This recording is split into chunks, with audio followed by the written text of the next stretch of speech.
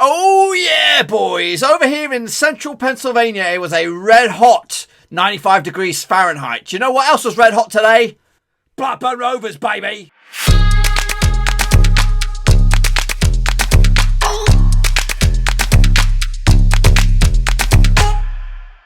That's right, folks, back once again with another match review, this time picking apart Blackburn Rovers' final home game of the season against Reading, and we'll get to that in just 1 second. If you're new to the channel, smash the old subscribe button to keep you bang up to date with all things Blackburn Rovers related, championship related, football related. We got it all here, boys. That's right, under one Rooski, yeah. So Rovers end the season at Ewood Park, that is, their home form, with a bang and a 7-goal Bobby Dazzler up against Reading. We'll talk more about that in just a second, but before then, you know what? I want a big shout out to the Patreons, all 11 of them, for supporting this channel behind the scenes. William Shepherd is one of them, LG and Cow is another, Bianca Moller is another, Daniel Mellor, believe it or not, is one, Cody Cahoe is another, Joachim Johansson, Tom Beresford, Tom Clark, John Spurn, Russell Frost, Aztec Marky B Mark, all of them living legends.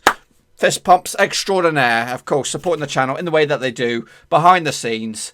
So respect to them. If anybody else wants to join those lovely people, they have made up the dream team. That is Blackburn Rovers. But we are looking forward to making a dirty dozen. So if you want to get into the old description down below, there is a link to the old Patreon, which is patreon.com/Roverseas. And you can support the channel in another way. Yes, the season might be coming to a close, but the channel will live on. We've got lots of stuff planned over the 6 weeks or so that there'll be no Rovers when the season takes a bit of a break.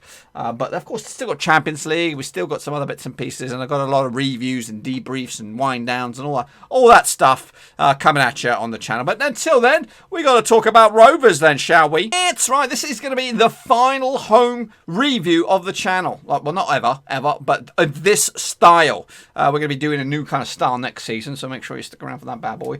But anyway, let's take a look at it. 7 goals. Who wants more than 7 goals, boys and girls? Absolutely. What a game this was, especially if you were neutral, not like me. I was on the edge of my seat. I was actually loving the first 5 or 6 minutes of this game where Rovers took a comfortable 2-0 lead. Big bad boy Brereton back with the Bobby Dazzler. He looked very good on the ball today, very composed. Yeah, to be honest with you, he could have had a hat-trick, which does... it does look good, but it also kind of sucks that he didn't tuck the balls away. But it is lacking confidence. But today he took a beautifully good goal. Nice control in the box and smashed that bad boy home. I thought he was going to miss. To be honest with you, I thought he was going to miss. But he proved me wrong.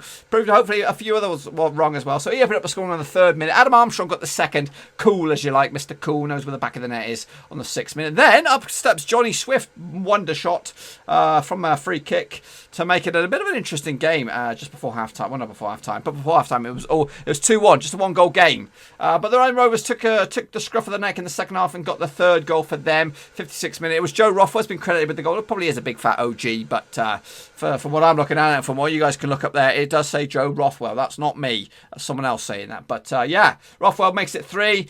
But then up stepped Mark Bowen to the plate, ex-assistant manager here at Rovers. But then he brought on Baldock, he brought on some other substitutes, and they all came into triple effect there with Baldock getting a 2nd goal for them, and then Meite made it 3. And it was all square out there around about the 70-minute mark, and I thought, you know what, this is absolute typical Rovers. This typical Rovers. We played our bloody socks off. Look at the shots. In fact, the shots are a lot more closer than I think. But yeah, 3-3. I thought, you know what, this is not the way it should be. We should have won this game quite comfortably, but by 5 goals to whatever. But fortunately for us, we did get the last roll of the dice, and that was a beautiful cross by substitute, the star man. Chappers on the left, Bing did a beautiful cross, and Gallagher was there to knock it on home. And then even another youngster, Vale, hit the woodwork to deny him what would have been an absolute Bobby Dazzling debut for him as it came on. And that's the other tail of the tape here. From Rovers' point of view, some good solid performances from the youngsters. I thought Carter, despite the scoreline of conceding 3 goals, was very composed at the back. Who else was on there? Of course, the familiar faces on the starting 11, but the likes of Buckley, Vale as well, and Chappers all having good cameos today. And hopefully we can see more of them as the season comes to a close on Wednesday. Some of the stats here for you, down the foot of the table there, down the foot of the graphic there, 17 shots for Rovers, 13 for Reading. We had 63.2% possession there, 36.8. We also had 81% success with our passing, 67 for those. 7 dribbles apiece, 24 aerial battles won by Rovers, 18 for them. They had more tackles on the ground and we had more corners. But ultimately, the key number is the top of the screen there, 4-3 for Rovers. Let's take a look at the starting lineups now for you. Walton between Sticks, Ranky Costello, Lenihan, and of course Matey Boy. I keep forgetting his name. Hayden Carter, Nyambi on the right. Travis, Rothwell, Johnson Mickens with a 3-man midfield. Armstrong on the left, Brereton on the right. Holtby as a false 9, whatever you want to call it. These are my match ratings for the boys. Walton, 5. To be honest with you, it was a bit of a wet and windy day, or wet and miserable day at Ewood, but when you're playing football for a living, you should be prepared to play in all kinds of conditions. And as the season winds down, it's slowly but surely looking like a ropey old keeper. Ropey old keeper is Walton. You know what? And to be fair, throughout the season, he's composed and he's had a good run. And he did have quite a few clean sheets early doors. But I don't know, he's just got a little bit off the boil. So I'm going to be interested to see what happens next season. Who is going to be our number one? That's one of the big old questions that's going to be lingering with me come Wednesday night once these seasons come to a close for us anyway. Who will be our number one next season? Get your answers in the old description down below. Who do you think is going to be? Will it be a Rovers player currently on the books? Will Latweiler be offered a new deal? Will the likes of Andy Fisher step up to the plate? I don't think so. I think someone else is going to be brought in, but I just don't know who. Ranky Costello was on the left hand side. He got himself a 7. Not too bad. Lennon looked a bit ropey, but calm as composed as is with a 6. I gave Matey Boy a 7 there. Carter, just for his debut, really. It wasn't amazing. He did a couple of efforts as well. He did some really good defending. So that's what he's there for, really, to do the defending duties. And I thought he did himself no harm and get himself closer to the first team next season. Miami, of course, with a 7. It's by default. Travis with an 8. Rothwell with an 8. And Johnson with a 6. Armstrong with a 7, despite the goal. Holtby with a 7 as well. He was causing all kinds of problems getting in the area. And Brereton with an 8. I thought he was very solid as well. What I want to talk about is Holtby. I didn't know. I was just listening to the Rovers commentators. I believe he's going to be in next season, which is good, because I was unsure if he was only here for the 1-year deal and all things like that, because he does add an extra thing. I don't expect him to be starting week in, week out unless he does come on and performs some worldies and he starts to reclaim his past glories. But it's good to know that we have him, because I do like him. I like his traits, and is a different. It's similar to Dak, but of course much different type of player. But I'm glad to see him that will be here for us next season, because I was a little bit concerned about he's getting on a bit. He's we're going to probably lose the likes of Graham. You don't know what's going to happen with Bennett. Is his contract up? Downing, this question mark. So a lot of the leaders or the experienced fellas will be going, and I'd like to see the next line of experienced candidates, for example Holtby, Johnson, to see them step it up a little bit. Anyway, these are the start 11s for Reading. Oh, there's a mystery man, I'll tell you. Go back there. Go back. Raphael between Sticks, Blackett, Morrison, McIntyre is meant to be in there, and hopefully if the editor's listening, he will be there. If he's not, then shame on him. Gunter at right back, Richards on the left, Ruminato, Swift and Olise, Pushkas alongside Meite, who was always a handful up top. Here's some more stats for you. We had more touches than they did, 740 there, 489. We had more passes, 569 to their 317. Some other bits and pieces in there. Down the foot of the graphic there, you can see where all Rovers' shots were. We had 5 on target from our 17 shots. They had 3 on target and 3 in the back of the net, would you believe it? 7 shots off target, 7 shots off target for them. 1 at the woodwork, 5 blocked. Yes, indeed. Moving on for your heat map man, just like this guy. Take a little look. Rovers, of course, down the right hand side. It is the Nyambi effect. He just bosses it down the right hand side. Whereas Reading a little bit sparse with their touches. Of course, we outbossed them in that regard. But unfortunately for them, there's just 1 goal adrift.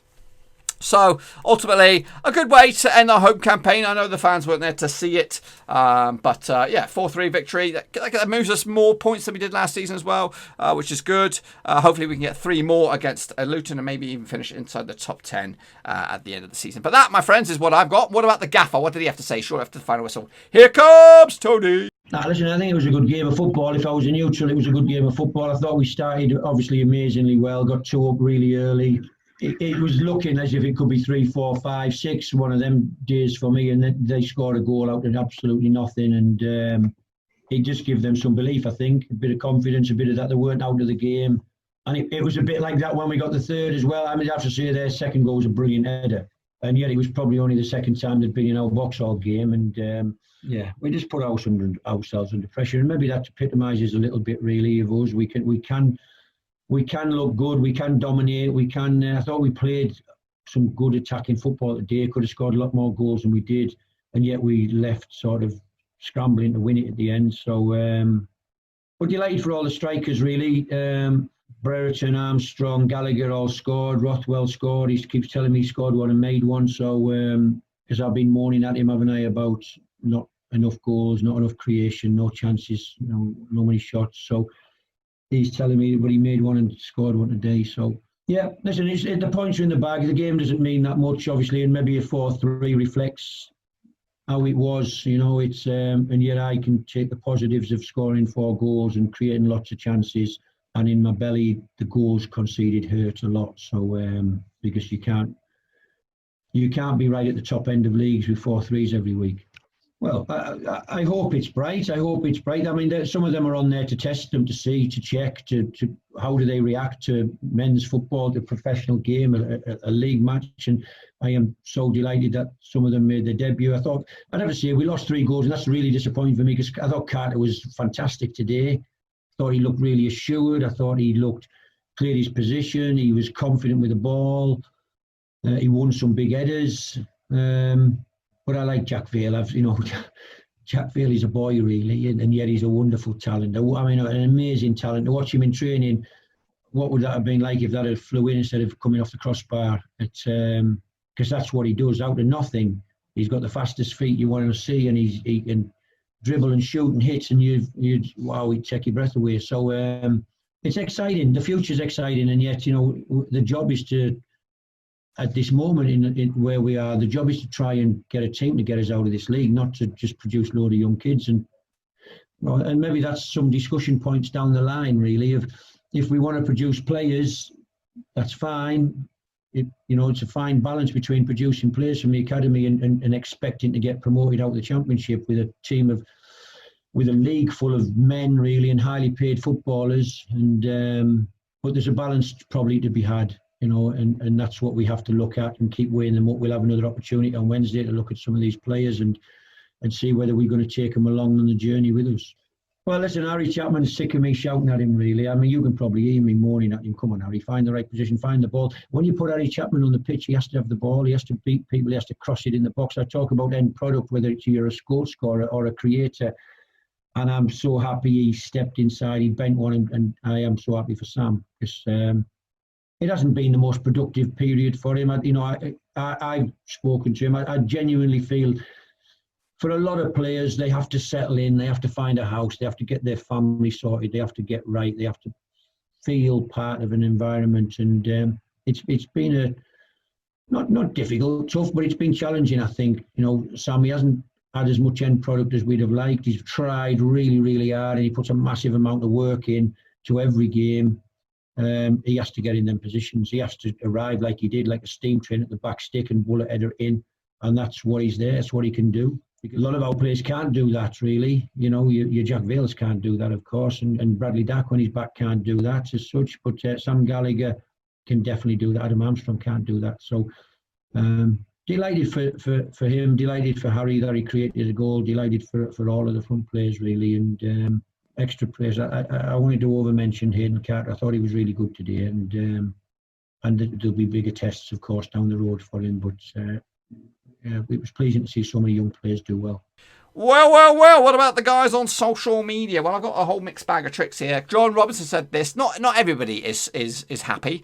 I think this guy might be happy. Hayden Carter, I thought was class act. Seems he could start more often. As I'm a fan of John Buckley, he needs more starts. Quality player, also well played lad. Meanwhile, Gravidan says, supporting Rovers, proud Rovers, should come with a warning label. Great win all the same. Top half finish confirmed. Meanwhile, Chris Martin said this. If Danny Graham isn't staying on next season, and it looks like he isn't, then it's time for Big Brereton and Sam Gallagher to step up and fill the void if he's leaving. We spent enough money on them, and it's time we got something back other than the odd goal. #Rovers. California Rover said this. We can bag a lot of goals next season to brag about and drag ourselves into the Premier League.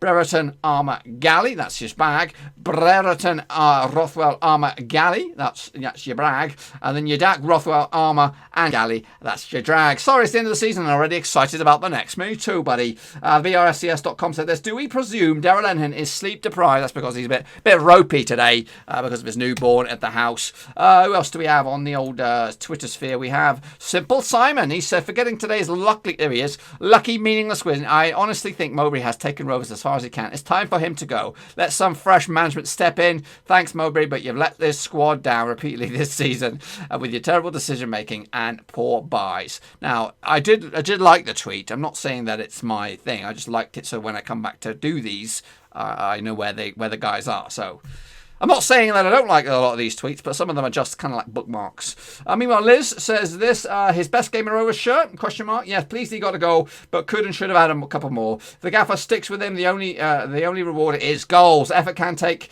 him so far. Big summer ahead for the big boy Brereton, indeed. Mr. Nobody said this, I never thought I'd see Brero, Galley and Rothwell on the score sheet all the same time. Well done, boys. More points than last season. Let's finish in the top 10 now. Indeed, Sully said this, just when it doesn't matter. There's no pressure. The 12 million quid Strike Force deliver. Like players who can perform without fans, lacking something upstairs when the heat is on. Anyway, win's a win. Again, another like. Bookmark. Marcus RTD said, bit bizarre game, but good to see so many academy players. Short and sweet.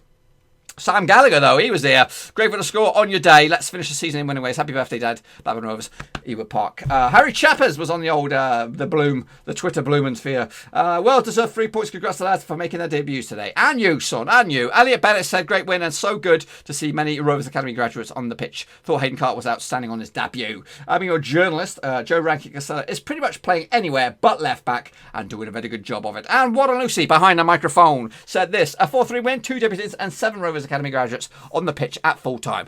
It's a good day at the office. It is. This is the situation at the table. It shouldn't be now. It should be after the results. But this is it. We'll come back to it. Shut your eyes. And then you're gonna, where is it? Where is it? Meanwhile, elsewhere this week in the Championship, it's been a best weekend in the Championship. Been a bit of a crazy one. Look at West Brom. Put a cat amongst the pigeons for themselves. Really losing to Huddersfield. Goodness gracious me. That opened up the door for Brentford, who could only just lose to flipping Stoke of all teams. So massive opportunity missed for Brentford. But it gets a bit more spicy than that. We'll tell you about it in a second. Charlton and Wigan drew 2-2 to keep Wigan in that relegation discussion because of the old 12-point deduction. QPR ended Millwall's dreams of the playoffs. Cardiff secured their spot in the playoffs with a 3-1 win over Border. Hull looked like they're going down, but they still got a bit of fight left in the tank. And Luton gave themselves a massive boost in the relegation battle with a 1-0 win. Late goal on that one as well. Fulham, Fulham are in the automatic promotion at come final day with an 8-goal Bobby Dazzler. We had a 7-goal Bobby Dazzler. They had an 8-goal Bobby Dazzler and a sending off as they beat Sheffield Wednesday 5-3. Preston did beat Birmingham, but I think it's too little too late. Swansea, I think, are still mathematically in the hunt with a 1-0 win over Bristol City, but of course, all eyes was at Ewood Park with a victory over Red. So this is the situation in the table as it stands. Leeds are promoted. We'll talk more about that in the prediction show tomorrow. They are 5 points. They are the champions as well. They are champions. Regardless of what goes on elsewhere. West Brom are in second. They're in the under automatics as it stands. But Brentford are 1 point behind. Fulham are 2 points behind as well. So that means it could be anybody. It could be any of those three celebrating on the final day. That's going to be an absolute cracker Wednesday. West Brom, a point could be enough. A defeat, you're probably leaving yourself open for Brentford and Fulham. I think West Brom have QPR. We'll look at the matches in a minute. As for the playoffs, Fulham are nailed on. Brentford are nailed on as well. Nottingham Forest, they got a game in hand, and if they were to lose, they could go back a little bit goal difference wise. They're looking okay. But they could get ousted. They could get ousted by Swansea, depending on how they fare against Barnsley. If Barnsley were to win, maybe 2-0 or something like that, they would go down to their goal difference would go down to 10. And then come final day, if they lose another 2-0, they could go down to, 8? And then if a Swansea victory, like a 2-0, 3-0, Swansea could pip them. So it's not nailed on. I know it's a lot of ifs and ands and buts. But Forest, I've got some work to do still. And if they get a point tomorrow, they'll be in the playoffs. Nice as pie. So Cardiff and Wales are the two teams that are still duking it out for that final playoff berth. Rovers are in 10th, and a win on the final day will guarantee themselves top 10 football. And realistically, we still have a shot at top 8 if Preston and Millwall were to lose. At the foot of the table, Barnsley got a game in hand. If they were to win that, they would go up to 46 points. Hull are on 45. They're looking a little bit wobbly as well. And there's a 3-point gap between Hull and Luton and Charlton, who are on 48 points. So of course, Wigan do have that 12-point deduction, and mathematically they will be on 46 points if that was to go through, which would also put, as it stands, it would be Barnsley, Hull, and Wigan going down. But of course, Barnsley have a game in hand. They could leapfrog Hull in the process tomorrow. But a defeat tomorrow would, of course, confirm relegation. They're on the cusps. They're on the cusps. But people are saying that Birmingham and Middlesbrough are still in it. I don't see how, but I guess if that appeal was to be successful for Wigan, then maybe Birmingham and Middlesbrough are still in the relegation debate. I don't know. I'm not an expert. But anyway, that's the situation in the table. Of course, there's a lot of no man's land in the moment. This is what's still to come. And the Championship Derby will take on Leeds tomorrow. Derby are out, I think. Win for them, put them to 64. Yeah, they're out. Leeds, of course, going to be partying all night long. Barnsley against Forest as well. Then we have a very, very tasty final day. Wigan against Fulham, of course. A point will probably secure the deal for Wigan. Win for Fulham would possibly see them go up. Luton need a win against Rovers to stay up as well. Rovers just need a win to secure a high enough ranking in the old table.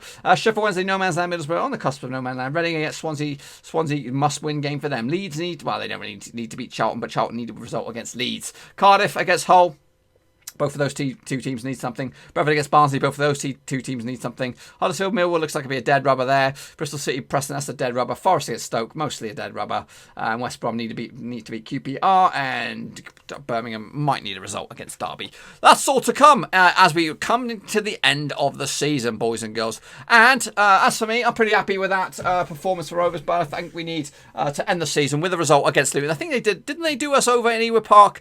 Hopefully it's time for us to get a bit of revenge. I'm not trying to relegate them. Hopefully they'll have enough in the tank to stay up.